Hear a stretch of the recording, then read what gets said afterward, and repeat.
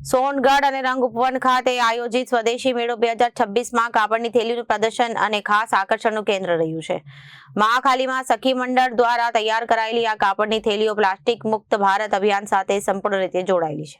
માધ્યમો સાથેના સંવાદમાં મહાખાલી મહાસખી મંડળના પ્રમુખ અને મનીષાબેન બી પટેલે જણાવ્યું, કાપડની થેલી અને પર્યાવરણ હિતૈષી અભિગમ સાથે મહિલા સશક્તિકરણને પણ પ્રોત્સાહન આપે છે। દરેક થેલીની ખરીદી સ્થાનિક સ્તરે મહિલાઓને આવક પૂરી પાડે છે અને તેમના માટે સ્વાવલંબનના અવસરો ઉભા કરે છે। અમારું જૂથ કાપડની થેલીઓ તૈયાર કરીને રોજગારોની તક ઊભી કરે છે। આથી મહિલાઓ પગભર બને છે, પર્યાવરણ માટે પણ ફાયદાકારક છે।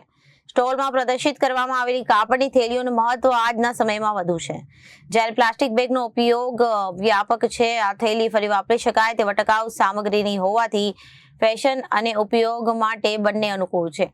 આ પ્રકારના સ્વદેશી ઉત્પાદનો વોકલ ફોર લોકલ અભિયાનને મજબૂત બનાવે છે અને સ્થાનિક હસ્તકલા ક્ષેત્રને જીવંત રાખે છે, જેના માધ્યમથી સ્થાનિક સ્તરે જાગૃતતા પણ વધે છે।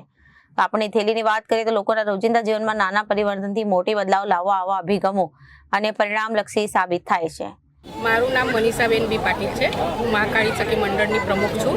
હું મારી બહેનો દ્વારા આ કાપડની થેલીઓ બનાવી એમને રોજગારી આપું છું અને આ પ્લાસ્ટિકનું જે આપણે સરકારશ્રી કહે છે કે નાબૂદ કરો, તે માટે અમે આ ઝુંબેશ ચાલુ કર્યું છે અને અમે બહેનોને રોજગારી આપી છે અને અમને જે આ સ્ટોલ ફાળવવામાં આવ્યું, આ સ્ટોલમાં અમે આ થેલીઓ સ્ટોલવાળાને ફ્રીમાં આપવાના છે બહેનો થકી જે બનેલી, અને બહેનોને અમે રોજગારી આપીએ છીએ। આ થકી એ લોકોને રોજ ચૂકવે છે જે બનાવે છે।